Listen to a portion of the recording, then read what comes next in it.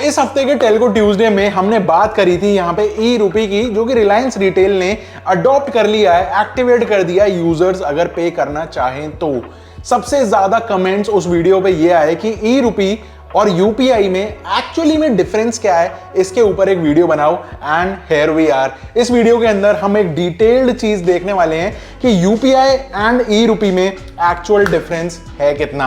At a first glans देखने में ऐसा लगता है कि दोनों ही डिजिटल फॉर्म्स ऑफ पेमेंट है एंड मतलब स्कैन करके पे कर रहे हैं एक दूसरे को। ऐसी क्या नीड पड़ गई कि यूपीआई होते हुए जो हमारा सारा काम ऑलरेडी डिजिटल स्कैन वाले सिस्टम से पेमेंट्स चल रहे हैं, तो यहाँ पे ई रूपी इंडिया की डिजिटल करेंसी निकालने की नीड क्या पड़ गई एंड ये पूरा सीन चल क्या रहा है। स्टार्ट करते हैं सबसे पहले डिफरेंसेस समझने में। सबसे पहली चीज अगर मैं यूपीआई की बात करूं तो यूपीआई अपने आप में एक यूनिफाइड पेमेंट इंटरफेस है। यूपीआई इसका नाम अपने आप में बताता है कि ये एक पेमेंट गेटवे काइंड ऑफ है, एक ऐसा मैकेनिज्म है जो पैसे एक जगह से दूसरी जगह पे भेज रहा है। एंड ई रूपी की अगर हम बात करें तो वो अपने आप में खुद एक करेंसी है जो कि इंडियन रुपीज है एंड उसका एक डिजिटल फॉर्म है, ना कि एक पेमेंट गेटवे या फिर पेमेंट इंटरफेस। बेसिकली यूपीआई में क्या सीन होता है कि जो पैसा ट्रांसफर हो रहा है वो बैंक टू बैंक हो रहा है। यूपीआई सिर्फ एक मीडियम है, लेकिन ई रूपी में बैंक्स का कोई भी लेन देन नहीं है।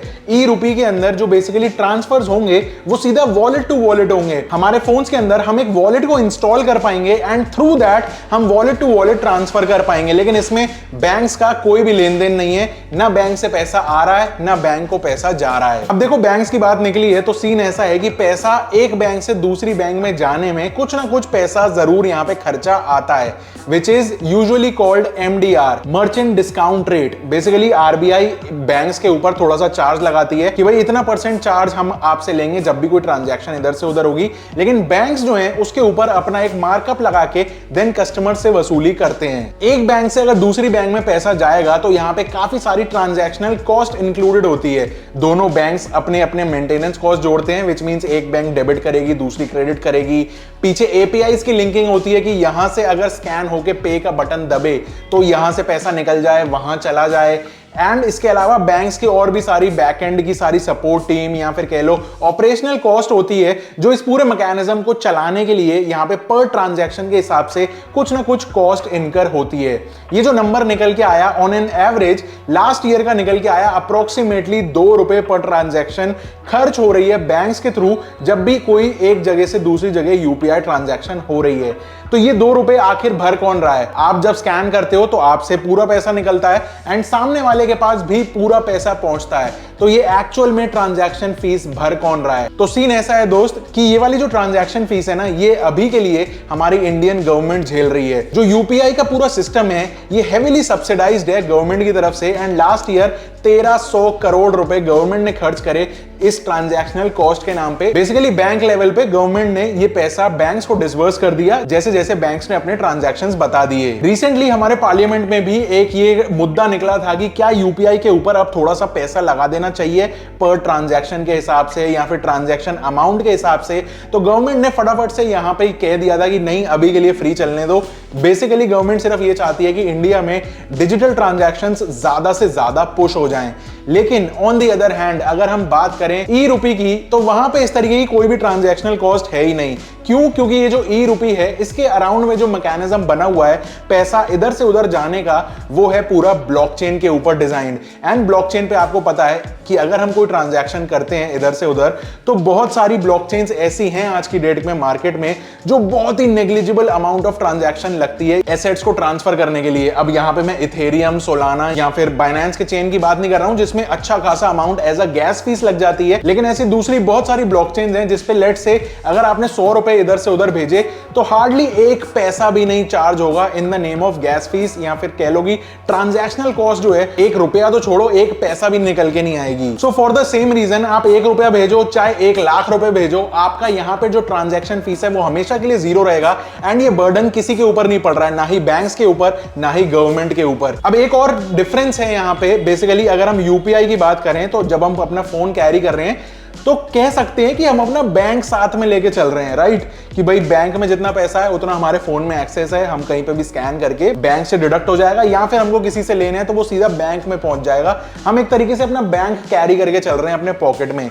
लेकिन इन द केस ऑफ ई रुपी, यहां पे बैंक्स का क्योंकि कोई लेन देन है नहीं, तो यहां पे आ जाती है हमारी पॉकेट। जैसे हमारी पॉकेट में जितना भी कैश रखा रहता है, उसी हिसाब से ई रुपी भी एक टाइप ऑफ कैश है, बेसिकली सिर्फ फिजिकल नोट्स की करेंसी के अंदर नहीं बल्कि एक डिजिटल फॉर्म के अंदर। रिसेंटली अपडेट में यह भी पता चला कि जो डिनोमिनेशंस हैं वो भी शायद इस तरीके के निकाले जाएंगे ई रुपी के अंदर, जस्ट लाइक अभी के हमारे डिनोमिनेशंस हैं, विच मींस 10 का नोट है, 2 रुपए का सिक्का है, 5 का सिक्का है, 20 का नोट है, 100, 200, 500, 2000, इस तरीके के सारे डिनोमिनेशंस इसके अंदर डाले जाएंगे। एंड ये देखना काफी इंटरेस्टिंग होगा कि ये कैसे मैनेज होता है उस वॉलेट वाली ऐप के अंदर। सो ये कहना बिल्कुल सेफ है कि यूपीआई तो एक मैकेनिज्म है जो गवर्नमेंट के ही एनपीसीआई ने बनाया, लेकिन जो ई रुपी है ये सेंट्रल बैंक द्वारा इशूड डिजिटल करेंसी है। बेसिकली हम बैंक से पैसा निकालेंगे, स्वैप कर लेंगे उसको डिजिटल करेंसी के बदले। डिजिटल करेंसी जब आ जाएगी देन हम उसको अपने डेली के यूजेस के अंदर कर सकते हैं। इसका एक्चुअल रीजन क्या है वो वीडियो के लास्ट में बताऊंगा। इतनी सारी चीजों के बाद एक चीज है जो दोनों के अंदर काफी ज्यादा सिमिलर है, या फिर कह लो कॉमन ट्रेट है। सीन ऐसा है कि दोनों के अंदर ही एनोनिमिटी नहीं है, मतलब कि जस्ट लाइक फोन पे या फिर यूपीआई की अगर हम किसी भी ऐप की बात करें, कोई भी ट्रांजैक्शन फुल्ली ट्रेसेबल है, पता है कि आपने किसको पैसा भेजा, किससे पैसा लिया, कब लिया, कितना लिया एंड सो ऑन। सेम चीज क्योंकि यहां पे जो वॉलेट है वो आरबीआई द्वारा इशूड है, तो यहां पे जो ट्रांजैक्शंस हैं वो लोग ट्रेस कर सकते हैं, ट्रैक कर सकते हैं। तो काइंड ऑफ कैश का रिप्लेसमेंट कह तो रहे हैं डिजिटल फॉर्म में, लेकिन एनोनिमिटी जो कैश के अंदर रहती है कि भाई एक हाथ से पैसा आया, कहां चला गया, पता भी नहीं चला किसी को, ये चीज इस ई रुपी के अंदर पॉसिबल नहीं होगी। हालांकि एक इंटरेस्टिंग सी स्टेटमेंट निकल के आई आरबीआई की तरफ से कि वो लोग इस तरीके का कुछ वर्किंग कर रहे हैं कि एक सर्टेन लेवल से नीचे के जितने भी डिनोमिनेशंस या फिर करेंसी रहेगी उसको वो अनट्रेसेबल बना देंगे। कहने का मतलब वो एनोनिमिटी मिल जाएगी आपको जब आप ई रुपी यूज करोगे एक सर्टेन सेट के अंदर। लेकिन मुझे ऐसा लग रहा है कि ऐसा पॉसिबल कैसे होगा, ये देखना काफी इंटरेस्टिंग होगा, क्योंकि अगर आप बड़े ट्रांजैक्शंस को ट्रेस कर सकते हो तो भाई छोटे को भी तो ट्रेस कर पाओगे, इवेंचुअली वॉलेट एड्रेस कुछ तो बनाओगे ना। एक और चीज काफी इंटरेस्टिंग बताई गई कि क्योंकि ये मनी इन द वॉलेट माना जा रहा है जस्ट लाइक कैश, तो यहां पे कोई भी इंटरेस्ट हमको नहीं मिलेगा आरबीआई या फिर किसी भी अथॉरिटी से, क्योंकि कैश जेब में पड़ा हुआ इंटरेस्ट तो बनाता नहीं है। सेम वही सीन यहाँ पे है, ई रुपी के अंदर बैठे बैठे भी कोई इंटरेस्ट नहीं बनेगा, एंड बैंक्स का तो कोई लेन देन है ही नहीं यहाँ पे, तो बैंक्स का इंटरेस्ट तो भूल ही जाओ। ऑन दी अदर हैंड अगर यूपीआई की बात करें तो यूपीआई क्योंकि एक मैकेनिज्म है तो उसका तो कोई मतलब है नहीं इंटरेस्ट से। अब आपने कौन सा अकाउंट लिंक करा हुआ है उससे, सेविंग्स या करंट, उसके हिसाब से आपको इंटरेस्ट मिलेगा आपके डिफॉल्ट अकाउंट पे जो भी आपके बैंक ने आपको बताया हुआ है। सेविंग्स अकाउंट में ऑफ कोर्स, करंट में तो मिलता नहीं है। इसी के साथ एक और सिमिलैरिटी भी है कि ये बिना इंटरनेट के चलेंगे दोनों ही कॉन्सेप्ट्स। रिसेंटली हमने यूपीआई के केस में भी देखा कि यूपीआई के अंदर इन्होंने ऐसा मैकेनिज्म लगा दिया है कि हम यूएसएसडी कोड को यूज करके 2G या फिर कह लो बिना इंटरनेट वाले फोन्स को यूज करके हम पैसा रियल टाइम में अपने बैंक से एक जगह से दूसरी जगह ट्रांसफर कर पाते हैं। लेकिन सेम चीज एप्लीकेबल है ई रुपी के ऊपर भी। यहां पे भी जो वॉलेट्स का यूसेज बताया जा रहा है वो कुछ इस तरीके से डिजाइन कर रहे हैं कि आपको इंटरनेट की नीड नहीं पड़ेगी ट्रांसफर्स करने के लिए।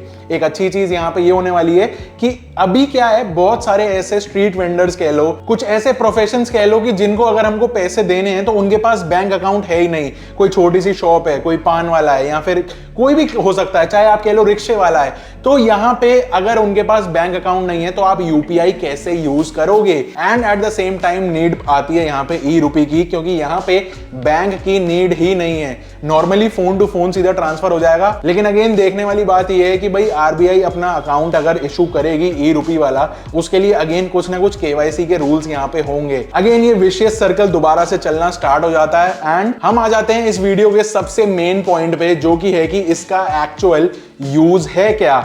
अगर हमको ऑलरेडी यूपीआई जैसे चीजों के ऊपर चल रहा है तो ये क्यों ई रुपी निकाल के लाए, एंड क्या अभी हमारा काम सही नहीं चल रहा, या फिर ऐसी क्या नीड पड़ गई कि एक और डिजिटल फॉर्म ऑफ पेमेंट इनको निकालना पड़ गया। तो सीन ऐसा है कि जैसा मैंने आपको बताया कि एमडीआर वाला स्कीम होता है यूपीआई के अंदर, जो कि अभी जीरो करा हुआ है गवर्नमेंट ने, लेकिन अभी नहीं तो 2 साल बाद, 3 साल बाद, 4 साल या 5 साल बाद कभी ना कभी ये एमडीआर यहां पे इंक्रीज होगा एंड हर यूपीआई ट्रांजैक्शन के ऊपर पैसा लगना स्टार्ट हो जाएगा। अब वो भले भेजने वाला बियर करे पाने वाला बियर करे वो एक अलग बात है, लेकिन यहां पे एमडीआर का सिस्टम 100% आएगा ही आएगा। It's just a matter of time. And recently मैंने तो फोन पे के ऊपर ये भी देखा कि अगर हम यूपीआई से कोई अपने बिल्स पे कर रहे हैं तो ₹1 का ट्रांजैक्शन चार्ज वहां पे लगना स्टार्ट हो गया है। सो अगर एक पेमेंट एग्रीगेटर इस तरीके का चार्ज लगा रहा है तो बहुत ज्यादा टाइम नहीं लगेगा दूसरे प्लेयर्स को भी ज्वाइन इन करने के लिए कि भाई एक कमा रहा है तो हम भी कमा लें थोड़ा सा। एंड इवेंचुअली गवर्नमेंट भी अपने ऊपर से बर्डन कम करेगी, सब्सिडी जो इनको हैवी सब्सिडी देनी पड़ रही है हर साल, एंड ये हर साल बढ़ता जाएगा अमाउंट, क्योंकि ट्रांजैक्शंस, वॉल्यूम ऑफ ट्रांजैक्शंस बढ़ते जाएंगे।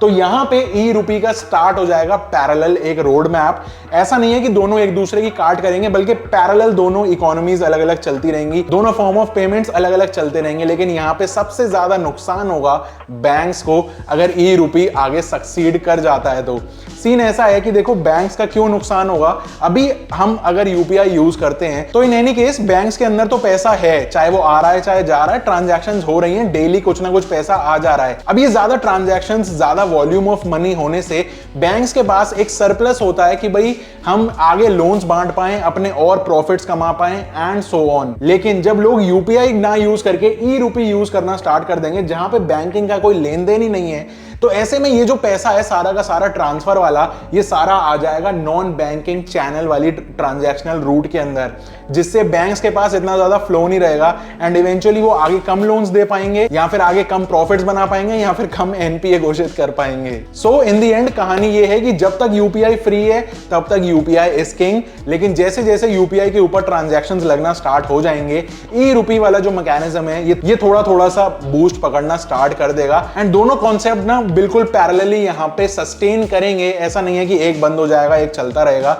देखने वाली बात ये होगी कितना ज्यादा ग्रोथ पकड़ता है ई रूपी इन आने वाले 4 से 5 सालों में। अगर आप ध्यान से देखो तो यूपीआई को भी अच्छे खासा एक टाइम हो गया है इंडिया के अंदर आए हुए, अब जाके सारे लोगों के पास एक यूपीआई का एक्सेस यूजुअली मिल जाता है। तो इतना टाइम तो एटलीस्ट देना पड़ेगा एक नए मैकेनिज्म को, अगर उसको ग्रो करते हुए देखना चाहते हैं तो। हो सकता है गवर्नमेंट खुद ई रूपी को ज्यादा प्रमोट करने के लिए यहां पे सब्सिडी हटा दे इवेंचुअली लोगों के ऊपर, जब ट्रांजैक्शन कॉस्ट का बेयर पड़ेगा, क्योंकि बैंक्स तो अपनी जेब से देने से रहे, तो जब इवेंचुअली कस्टमर्स के ऊपर ज्यादा भार पड़ेगा तो अपने आप ई रूपी की तरफ भागेंगे। Just like EV and petrol का सीन, पेट्रोल का पैसा बढ़ा दो अपने आप आदमी ईवी की तरफ जाएगा एंड ईवी के स्कूटर्स बिकना स्टार्ट हो जाएंगे। समझ रहे हो ना? तो आई होप इस वीडियो से आपको काफी कुछ क्लैरिटी मिल गई होगी ई रूपी एंड यूपीआई के ऊपर। अगर ये वीडियो पसंद आई हो तो लाइक कर देना, सब्सक्राइब कर देना चैनल को, and I will see you in the next one. Till then stay safe, stay sarcastic, see ya and goodbye।